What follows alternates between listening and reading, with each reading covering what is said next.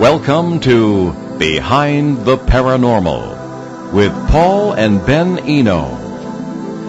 Can ghost hunting techniques be used if you believe you're dealing with aliens? What is missing time all about? Can you trust your own senses?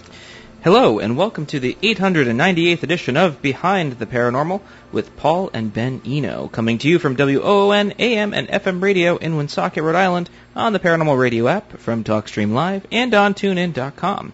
I'm Ben, and those wide-ranging questions came from my co-host, partner in Paranormal Adventures, and Dad, Paul. And today, we bring you two familiar guests on a very unusual subject. First of all, though, we honor those who participated in and who died in the D-Day invasion of Europe on June 6, 1944. You want to talk about anti-fascists? There they were, storming the beaches of Normandy 77 years ago today. Secondly, we honor Timothy Green Beckley, who translated last Sunday, May 30th. Born in 1947, Tim was a one-of-a-kind fellow and a dynamic UFO researcher since the early 1960s.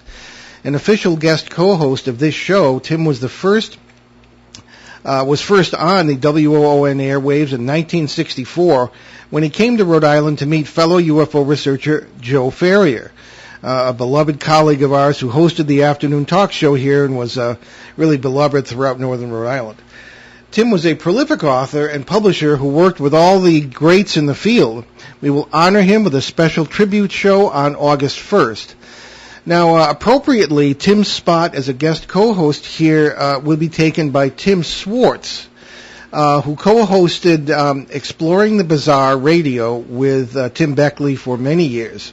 Tim will co-host with us as a sort of debut on August 1st, the tribute show we mentioned. And thirdly, welcome to our 13th anniversary show. Look at that, Dad. 13 years in the bag. Lucky 13. And our very first show was actually entitled "What Is the Paranormal?" and that aired on June 1st, 2008, on a Phoenix-based separate edition on CBS Radio. That was following that following November, I should say. So thank you all to all our listeners over the years, and keeping us going. And here we are. Hopefully we've at least given some sort of an answer to that question. Well, Probably something like not. that. Yeah. I think after 13 years, we barely scratched the surface. Right. Now to our guests. Coming to us via Skype today, our mother-stepdaughter investigative team, Pamela Nance and Ashley Field. Now, we don't have Ashley with us just yet, but Pam is with us. Hey, we're persistent. We keep trying. That's right. Pam holds a master's degree in anthropology and archaeology with minor degrees in religion and sociology. She recently retired from one of the top 25 medical universities in the United States following a 30-year career in biostatistical and sociological research. For nearly 40 years, Pam has been an active investigator in the survival of consciousness after death, and as a result became a trained healing touch practitioner, past life regressionist and hypnotherapist, trained shaman, and dowser. She should meet Susan Spooler, the head of the big cheese with the dowsers in New England. Anyway, Pam is involved in one or more film projects, which we will talk about a little bit later. Ashley, who hopefully, as I say, will join us shortly, began working with Pamela while still a teenager. Her career has evolved from the legal field in information technology to a partnership in a construction firm specializing in historical renovation. Her research has led to many areas, including past life regression, holistic healing, demonology, ghosts, mainstream and pagan religious beliefs, quantum physics, and ET phenomena / contact. Pam and Ashley last appeared on our show, number 880, in January 24th of this year. That's available on most of the podcast apps and certainly at BehindTheParanormal.com archives. So, Pam and Ashley, although we don't have Ashley yet. At least Pam. Well, Pam, we have you at the very least, so welcome back to Behind the Paranormal. Thank you so much. I appreciate you having me, and what an honor to be on your 13th anniversary show. Well, thank you. Yes. Well, thank you. It's an honor to have you with us once again. And typically, it's amazing. Usually we don't get repeat guests within the same year. Usually it's like 3, 4, 5 years down the line that we talk with somebody again. Well, we didn't finish our conversation in January because of the brevity of the show, and so we were anxious to get back and talk again with Pam and Ashley. So Indeed. Well, I guess we'll just kind of hop into it while I keep trying to get Ashley on with us.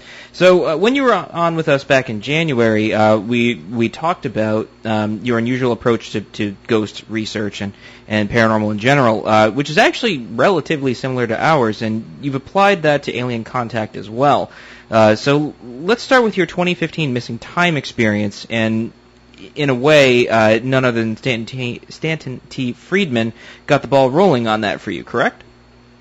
That's correct. So Ashley and I had presented at DragonCon in Atlanta, a convention that's held yearly in that area, in 2013, and we had the pleasure of meeting Stanton at that point. He attended our presentation, and we realized into our investigations by that time that we weren't dealing with trapped dead people in a historic timeline. We had moved sort of into the area of interdimensional communication and had begun to apply some quantum theory to our research. And we incorporated that into our presentation, and Stanton really liked that approach. He approached us afterwards and suggested that we connect with Kathleen Martin, the niece of Betty and Barney Hill, and also the director of the MUFON Experiencer research team. And she knew of a location in the eastern part of North Carolina that had reputed UFO activity and encounters. And she connected us with that individual, and at this point it was 2015. It took a while to get all of this arranged and underway, but we were able to go to that location in June of 2015 and approach it much the way we did our paranormal investigations. We researched the history of the property. We talked with the property owner several times before arriving on the property, met with he and his family for about 8 hours that day, and conducted some preliminary investigation in the home and out on the property, got a feel for the area and some of the background information about what had appeared to be ET communications and contact that had happened to individuals on that piece of land. And so around 10 o'clock that evening, we went into the backyard to set up our equipment under a tree that seemed to be the focal point for a lot of the information and evidence that would come through either through contact or audio. And we had a video camera with night vision set up behind the tree to the right about 15 feet back. And we also had a couple of spirit boxes, the SB7, two digital audio recorders, two 35 millimeter cameras. And that's pretty much, our equipment when we conduct investigations. And so going out into the yard around 10 that evening, the first thing we did was set up the video camera. And the camera ran for about 8 minutes, and we talked with the family while we were getting the camera set up, and the initial 8 to 9 minutes recorded. And immediately the battery drained. And that's something that we encountered often on our investigations, a draining of equipment. So the battery was replaced in the video camera, and it continued to run through the evening.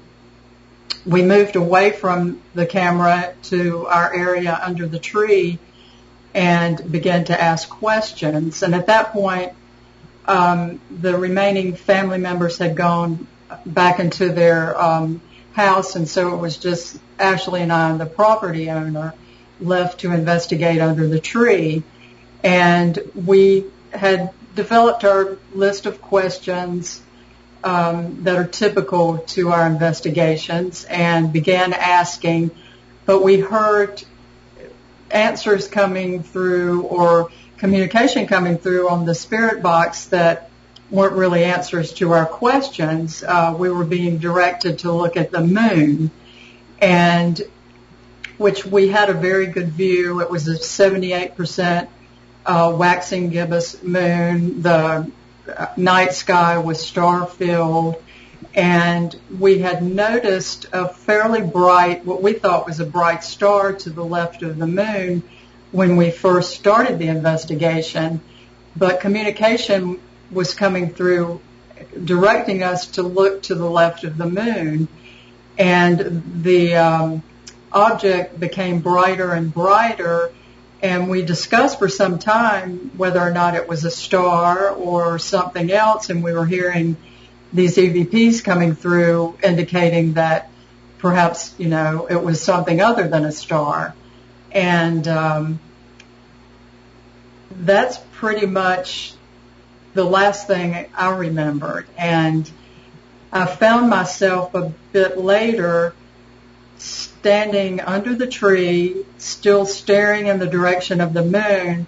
The bright light was gone, and all of our equipment was behind us on the ground under the tree, and it was turned off. And that's counterintuitive to our investigations. Our tools are, our primary tools is our equipment, and there's no logical reason that we would have turned all of our equipment off. So that was a bit baffling, and I did not feel well. I was dizzy and nauseous, and Ashley and the other person indicated they didn't feel quite right. But we just kind of chalked it up at that point as being tired. We'd driven 3 hours to the location. We'd had like a 10 or 12 hour day of talking and interacting at that point. And we just felt a little dazed and confused, but proceeded to pick up our equipment and gather up the video camera and return to the property owner's house. We entered the house, and at that point, we realized it was 1 o'clock in the morning. We had gone out at 10, and it just did not seem like it should be 1 in the morning. But again, we chalked it up to being tired. We drank coffee, trying to wake up, packed up the car, and proceeded to leave the property to go out onto a 4-lane highway. And as we did, we saw a very bright object that at that point in time we thought was a shooting star. But it was very close to the treetops and very, very bright and very fast. And we both exclaimed, look at that shooting star, and really didn't think anything else about it. Returned back to my home at probably 5 in the morning, grabbed some sleep. Ashley hit the road back to her home in Georgia, and I began to review my audio from the Spirit Box session. So we went out at 10. I had only an hour and 15 minutes of recorded audio, so that would have put us at about 11:15. We went inside the house at 1 in the morning, so it appeared I had about an hour and 45 minutes of missing time that I should have had on my audio recorder. So I called Ashley as she was still en route to her home and asked her to review her recordings as soon as she got to her house, particularly the video camera, because it had continued to run even though the other equipment had been turned off. Her video camera continued to run, so I was anxious for her to see what was on the video camera. And over the next couple of days, it became quite obvious from the voice recordings that we picked up in that hour and 15 minutes of live interaction under the tree, as well as the video and the photographic still shots that we pulled from the video camera, that we had had some type of encounter with non-human intelligence. Okay, do you mind if we play a couple of the EVPs that you obtained? Yes, please do. Okay. This one is interpreted as "I'm back above you." Hopefully it works. Well, hey, put it right up to the microphone, Dad. Yeah, if I can get it to work. That's a good. This is live radio, folks. Yes. Oh dear, I don't think it's going to work. Would you like help? Yeah, I have it in the OneDrive there. Oh, yeah. That might do it. Well, in the meantime, let's see what we can do. Why don't you work on that? I'll continue with the questions here. I will do what I can. I'd like to play these because Ben has a degree in sound, and his interpretations of EVPs and the whole process is very interesting. But EVP means electronic voice phenomena for anyone who doesn't know.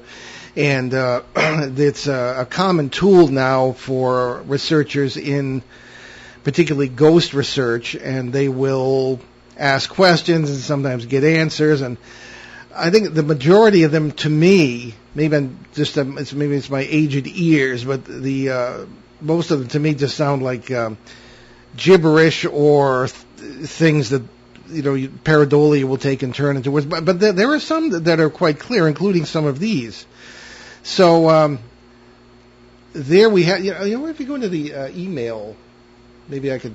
That's a good question. Well, hey, let's. All right. Sorry, we should have tested this before. Well, so you do what you can. Yeah. Well, one of the things. Well, we'll get into that if we can get that. So during this experience, before this experience, Pam, did you have fear, anticipation? Did you feel threatened? What were your physical feelings as this communication was taking place and as you saw this object by the moon? There was really no fear involved. Ashley and I had encountered some fairly frightening entities over our years of investigating, so hearing these communications come through and seeing the bright light to the left of the moon was not that threatening to us, and it was really our reason for being there that night. We were hoping to encounter some type of ET or non-human intelligence, and we had multiple recordings come through over the period of several years indicating that we were, communicating with possibly an interdimensional species or non-human intelligence that would give us the name of their planet, and they would tell us they were coming through a portal or a wormhole and that they weren't human.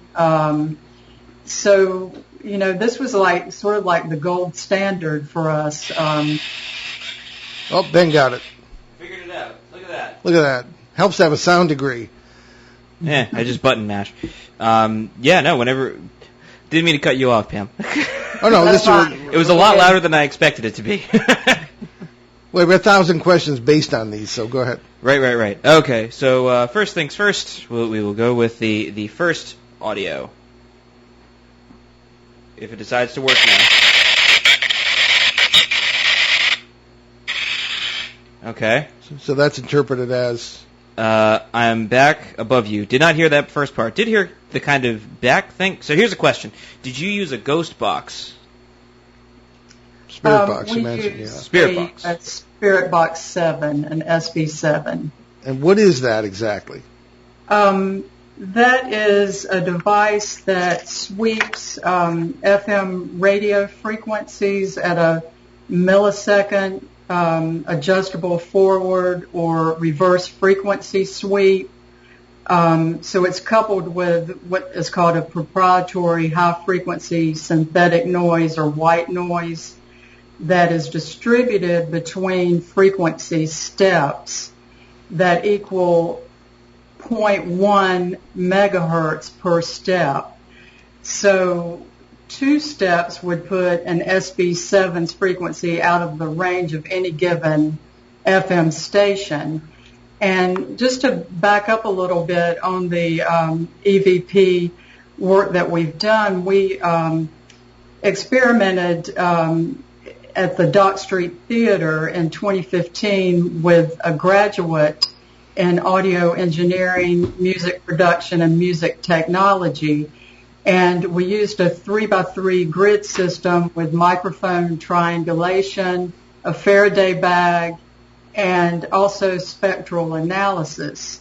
And what we found as we investigated a full night in that location, the intelligent communications that came through were in a sound range that could not be produced by the human vocal cords. So, an adult's male range is between 85 and 180 hertz, and a female is between 165 to 255. And these fell in a range that clearly was well beyond that, like in the range of 660 all the way out to 20,000.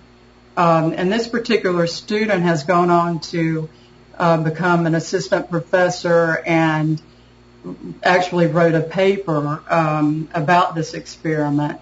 So we're fairly confident, and after doing this type of work for about 15 years and listening to thousands of hours of EVP audio, your ears become tuned to the sound that these entities make. The voices sound different, and there are subtleties in the communication. And, if you're sweeping an FM frequency, all of the FM frequencies at a millisecond rate, but you're getting full words, and sometimes we would even get songs that came through that we could tie to historic locations, and verified that through, music professors and anthropologists. You're not dealing with, FM radio stations or some other type of voice interference. Ben? Oh, I'm taking notes. I'm curious as to what this paper is called. I'd actually really like to look at it because to the best of my knowledge, until today, I didn't know that there was actually anybody or anyone in the sound field that actually did any sort of research on it. Typically when I wouldn't bring it up in college, but it would essentially kind of be poo-pooed as like, right. Oh well, think of it like a stereo unbalanced cable, right? You put it into a guitar, you turn on a distortion, and you get radio frequencies picking up on it because it's not a balanced cable.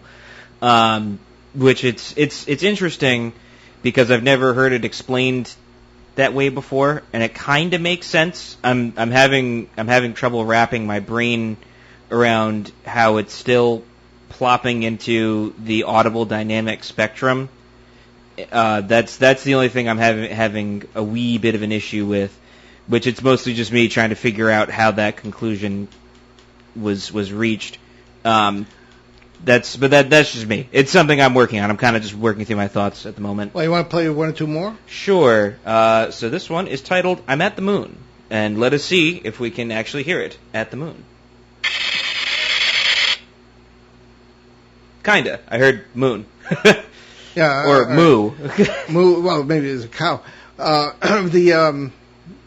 We did an entire show one time with a guest who was saying that he was experimenting with this and it was on the AM frequencies that these were coming through. So I don't. But you're the expert. Well, I mean, we had our wonderful station manager Dave Richards. We had a conversation after that That's show. Right. Yes, I believe, and he was just like, yeah, what we're doing right now is AM amplitude modulation, right? Because we're disturbing the air molecules with our vocal cords, and therefore we're creating amplitude modulation, and that's what we're doing right now.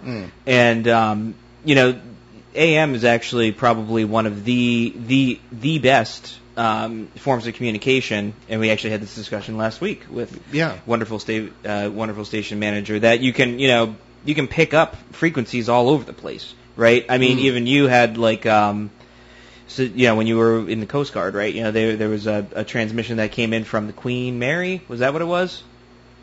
Oh, that didn't happen to me. That was I researched a case where there was a missing vessel Yes. And was unclassified, and the vessel was a research vessel from the Scripps Institute of Technology, or Oceanography, I should say.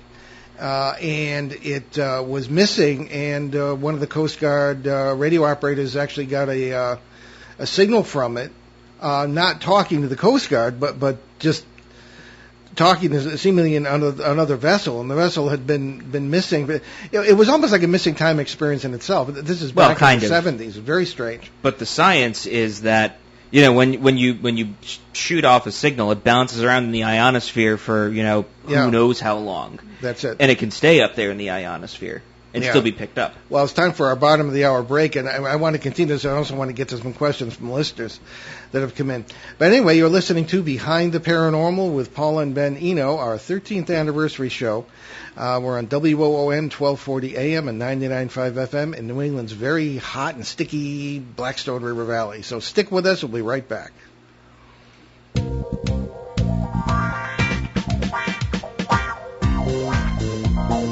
The night is alive. Join us and take a walk on the weird side when you tune in to The Kingdom of Nye, hosted by Heather Wade, the finest in late night talk. Listen live free weeknights starting at 9 p.m. Pacific Time at thekingdomofnye.com, talkstreamlive.com, and the Paranormal Radio app.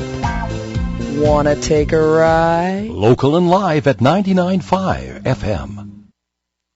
And we're back behind the paranormal, and we're on WOON 1240 AM, 99.5 FM in Northern Rhode Island. And we have our wonderful guest today, Pam Nance, unable to reach Ashley Field, our second guest, but Pam is filling in nicely for both.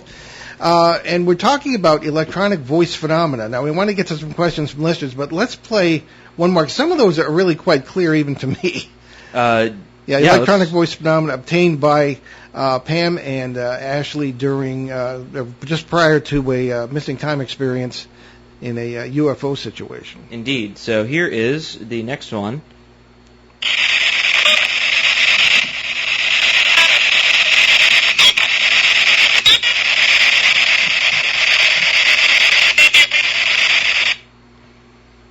All right, so I don't know. It seems that it's coming through in American accents, modern terms, if we're interpreting correctly. But I think why don't we? I think we're going to do another show just on the EVPs here. But let's get to some questions from listeners here. First of all, we have one from Peter, of course, in Bogota, Colombia, and Ben. There are several here. Actually, if you could. Sure. Like that. Oakley dokley. So Peter writes to us. So please ask Pam and Ashley to attempt EVP contact with Timothy Green Beckley, whose passing has saddened so many of us deeply. In attempting contact, please convey our eternal love and appreciation for all of his many admirers around the globe. We love you, Tim, and you will be in our hearts forever. Please give us a message if there's a response. That is very sweet. We love Tim, too. Guest co-host of this show.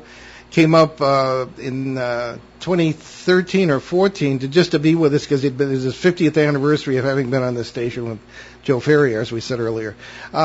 We don't encourage mediumistic activity of any kind, but that's us. Don't look at us. We only deliver. So, Pam, it's up to you. So. Okay. But we love Tim. Is there another question? There is, which is, please give us details of the alleged alien abduction cases you investigated and recorded EVPs relative to. Well, that's easy. That's what we've been doing. That's what we've been doing. So, okay. So what words did you pick up exactly? Human and non-human? Are the characteristics different? Okay. Well, we're going through that, so we'll continue after. And I believe that we have an email as well. If you can hand me my phone there. Your phone? Yes, it is here. We will get back. I'll try not to erase anything you're doing here. Oh, I mean, I just kind of opened it in PowerPoint because somehow you have PowerPoint on your phone. Yeah, I do, yes. Yes. Okay, I'm going to have to. All right, this one, let's see. What am I doing here? Okay. It appears that you're looking for an email. I'm sorry. Oh, okay. I probably ruined your mojo. No, I think I ruined your situation here. Yeah. Oh, here we go. All right. This is, all right, we've got Peter's email. I'm sorry here, folks. What did I do here? Okay, here we go. Wrong one. All right. I hate when this happens. Okay, here's, I guess we have one from Phil in Connecticut, who was our show reporter for that area. Here it is, finally. All right, there you go, Ben.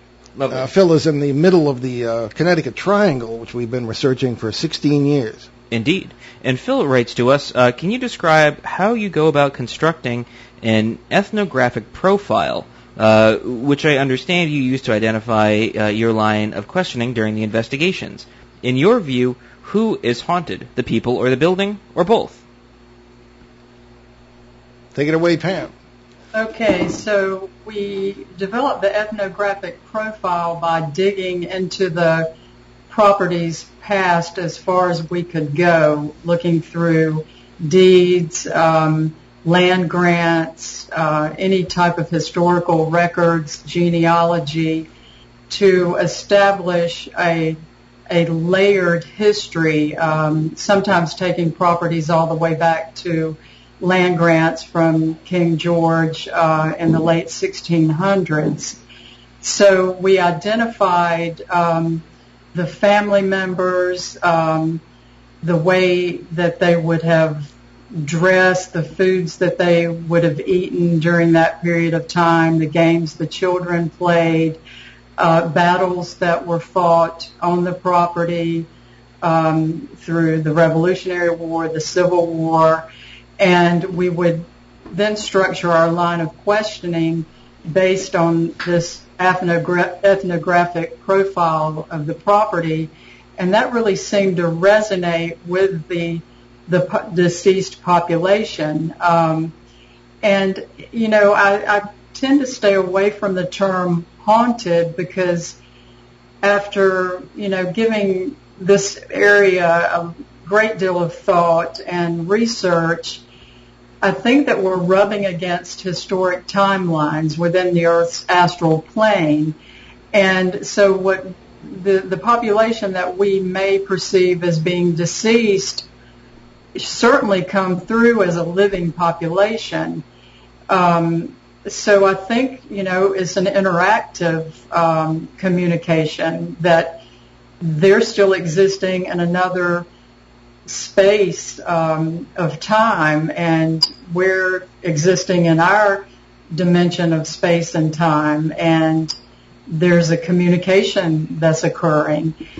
And what we found was that, you know, so many of our responses were very intelligent, and we could research that information on the back end as far as, you know, games that we weren't familiar with that the children would play. We were then able to do historic research and validate games and food and structures, and I mean the list just goes on and on.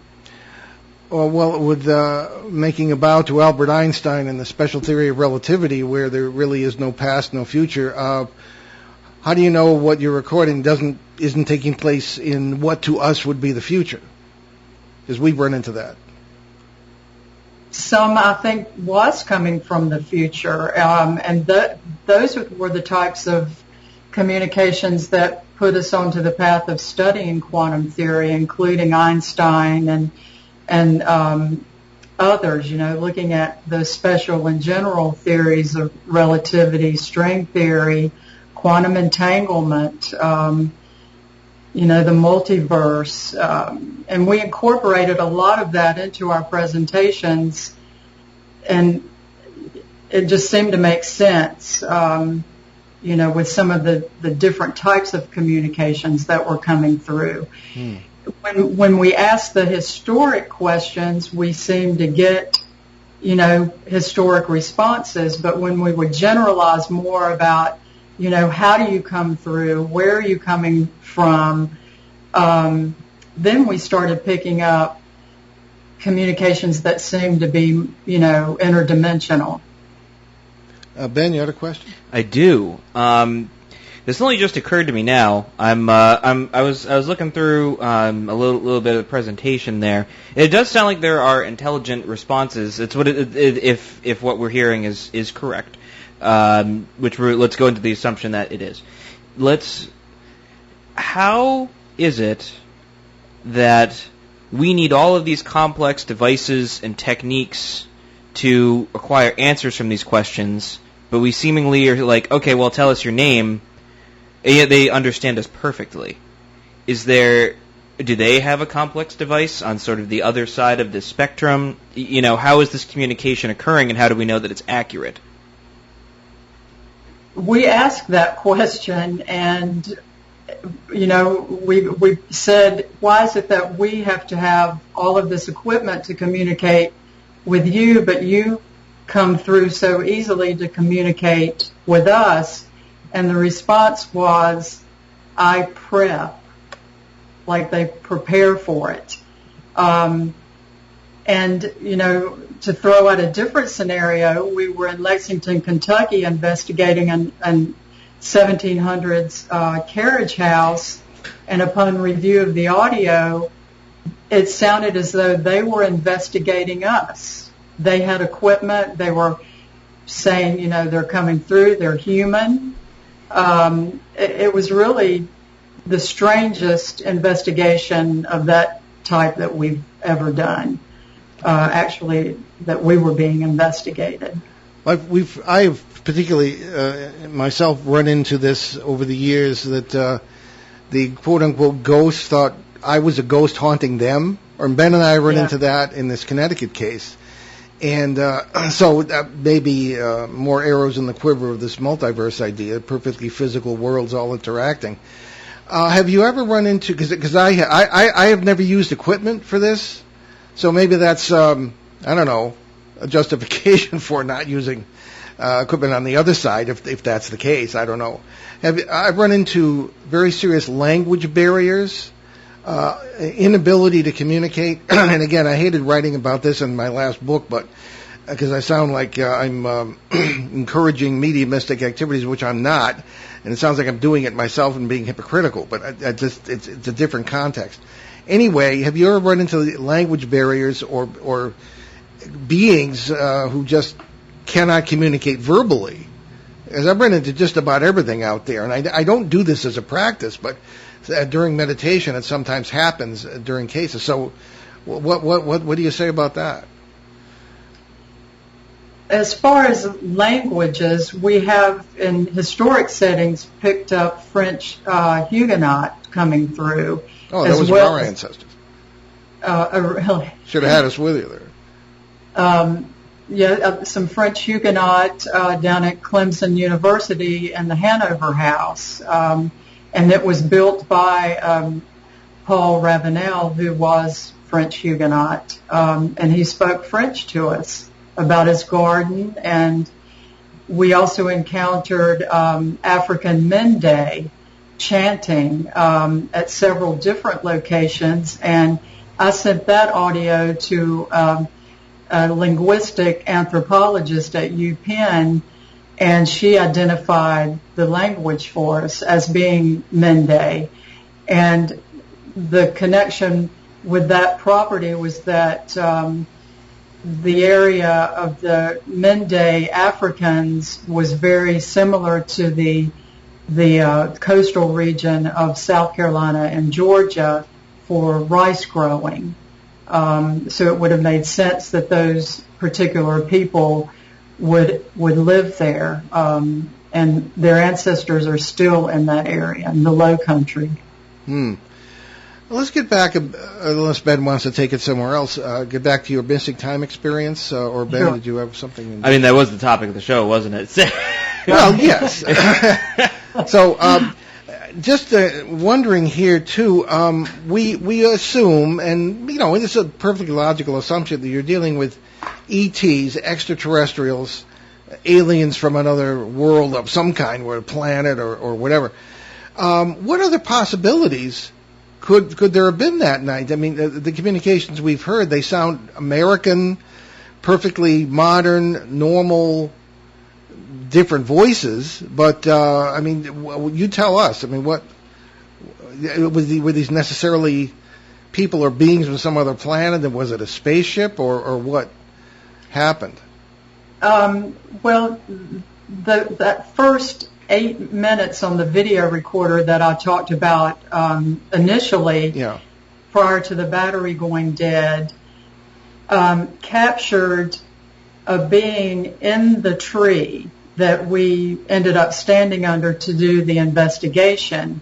It's about a 6-foot being in a black bodysuit with very pale skin, what appears to be a ridge down the center of his head, slits for eyes, and it looks as though he's got night vision attached to the side of his head. And there's a smaller light being that comes up from the bottom of the frame up into the tree and lands on the larger being's shoulder. And so we've had a retired military intelligence officer as well as Kathleen Martin review that video for us, and they've done frame-by-frame analysis and pulled out some really incredible still shots of these two non-human beings. One is very small. That's the little guy that kind of shoots up from the bottom of the frame. He appears to have almost like a jetpack on his back, and he shoots up to the larger entity's shoulder, and then the larger entity is clearly seen. And at the end of that clip, the smaller little guy shoots out through what appears to be a portal of blue light. And that really kind of blew away the military guy's thoughts about everything. And he's analyzed it and had a couple of his colleagues put it through some scrutiny. And this has taken months, to go frame by frame. So we have some pretty good still shot photos from that evening, as well as an overlap in time. During that 8 minutes of audio, you can hear us chatting with the property owners, and towards the end of the 8 minutes, in the last 45 seconds, we begin to move away from the video camera to begin our investigation under the tree. And you hear me turn on the spirit box, and you can hear me begin to ask questions. But at the same time, there's a loud roar, and there is almost a mechanical or robotic voice that says, "Step out." And you hear Ashley and I talk about being brought back. And I'm talking about, I say the craft has landed. Ashley says we're back, and she's not happy that she's back. And I talk about their windows, are those the same people looking out the windows? But at the same time, you can also hear us carrying on the investigation under the tree. So it's almost as though they brought us back in an earlier timeline. We have overlapped ourselves, and that audio we've pulled out, and Kathleen and the military intelligence person has analyzed that. It's very difficult to explain what happened there. All right, well, we have a few thousand other questions, but I think many people may be wondering what you think of the Pentagon quote-unquote revelations that have come out lately, and the apparent willingness to at least admit that UFOs are not from our technology and probably not from anybody else's we know about. So what say you? Do you trust this? I think it's great that they're willing to come forward and say that much. but they're really not saying enough. I think, having communicated and collaborated with retired CIA and Department of Defense people over the period of about 6 or 7 years, it's clear that they are aware these intelligences have been coming to our planet for some time, and many of them believe that, our government is directly involved with some of these beings. And just to have the military footage of craft that defy, speed and maneuvers and going beneath the ocean that defy anything that we can currently do, much less China or Russia. I just don't think those countries are capable of that type of technology either. The fact that those videos have come out, and I think these are baby steps in the right direction, and maybe they think that's all the public can handle at this point. But disclosure is happening. It's been happening, and I think it will continue. And I think it's time. Yeah. Go ahead, Ben. Well, I guess the question is disclosing what? Yeah, I think it's naive. Well, it's a clever diversion. The world's falling apart. We're all but at war with a bunch of different places. Not to be unnecessarily cynical, but I agree with Ben. Well, it's one of those things where it's like, why? Like, why now? Of all times, it doesn't make any sense, and it's one of those things where it's like, I forgot who I was having this discussion with, but it's one of those things where it's like, you've been saying something for so long, and then finally someone who's perceived to be in power says, you know what, you were right all along, and it feels real good to be right. And it's one of those things where I personally, hey, I could be wrong. Maybe they're going to tell all. Maybe there'll be some sort of positive paradigm shift. But I'm skeptical. For a government that treats us like children anyway, I don't really expect that. No. But Peter was asked a last-minute question here, Pam. Is there a place that we can all see these still photos that you mentioned? I know you and Ashley were working on a website. I do have a website in development that I hope to have rolled out in another month or two. We plan to release the photos, on the website. I'm drafting a book. The photographs will be in the book, and I have released some of the still shots to another individual that may show them through a YouTube video that's coming up maybe at the end of June, 1st of July, Chris Matthew on Forbidden Knowledge News. So that's something to stay tuned for. Yeah. Yeah, let us know. Keep us posted in that. We're going to have you back soon anyway, so you can keep us posted. What bothers me, Pam, is that in all the communications you had before the experience, there seems to be, again, you were there and I wasn't, so there seemed to be no warning that you were going to be abducted, no permission. Do you feel that whoever this is or whatever this is treats us as equals, guinea pigs, or a food source? I think it can vary depending on your experience. I've had lifetime encounters since I was a small child that, really sort of defy explanation, but it taps into a deep level of my consciousness that perhaps I've been communicated by these individuals in the past, and that it has continued. I think in some cases that people have a negative experience, but from what I'm hearing and reading and some of the Zooms that I participate in, over 75% of experiences are positive. They're collaborative.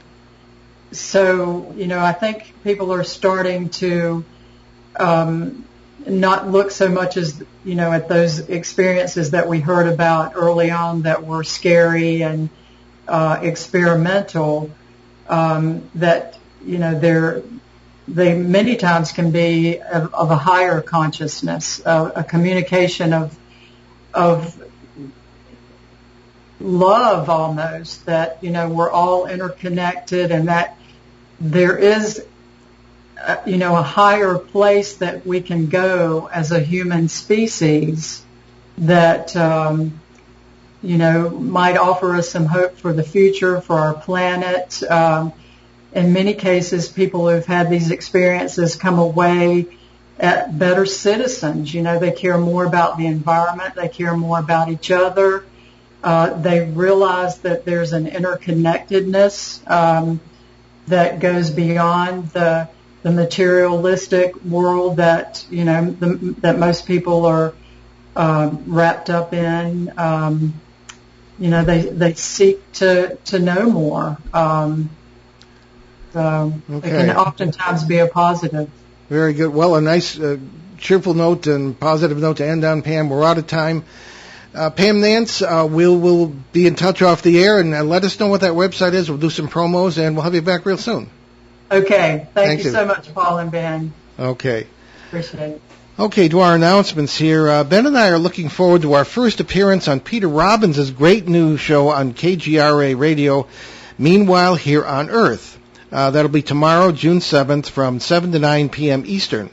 We're especially psyched about the format, and that will be a panel of people with theological educations addressing the subject of aliens and UFOs. Other panelists will include Rabbi David Zaslow, Reverend Dr. Barry H. Downing, Methodist lay ministers Mark Rowland and Candy Ernzel. Peter Robbins is a dynamic researcher, a dear friend and colleague. I've been on the show many times, and he's writing the foreword for our forthcoming book, Behind the Paranormal, 3 Uneasy Skies. So check that out tomorrow if you can. Yes, our show now has its own app. It's bare bones, just mostly has our past shows, but we will plan on adding features as we go. It should be on Apple and the Apple iTunes and the Google Online Store in a month or two. But there's also a link at BehindTheParanormal.com if you'd like to download it now. Yeah, it's a very complicated process to get in those stores, but there is a link at BehindTheParanormal.com.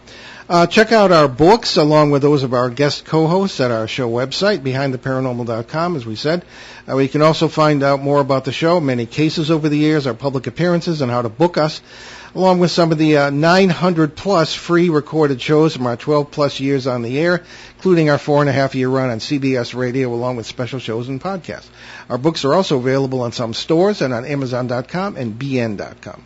And our past shows, back to late 2009, are also available on major podcast platforms, including YouTube, iTunes, Apple Podcasts, the Paranormal Radio app, from TalkStream Live, and more. Our website has a charity page as well, with links to several good causes we have adopted on the show. These are people we know personally who run these charities, very, very careful of who we recommend. The newest one, Hope for Hilldale Cemetery in Haverhill, Massachusetts, run by our very good friend Tom Spitaleri, he's head of the Board of Trustees there. Historic cemetery, and they need funds to get going with some improvements.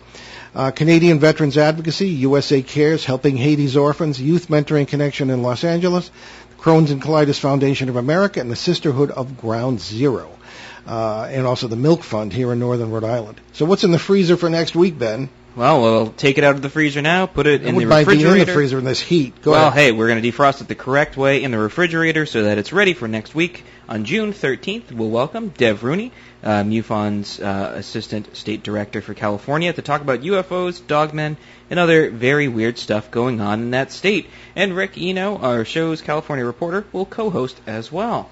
Okay, and we'll leave you today by echoing our late honored colleague here at WOON, the great Joe Ferrier, 1960s UFO researcher who published Probe magazine.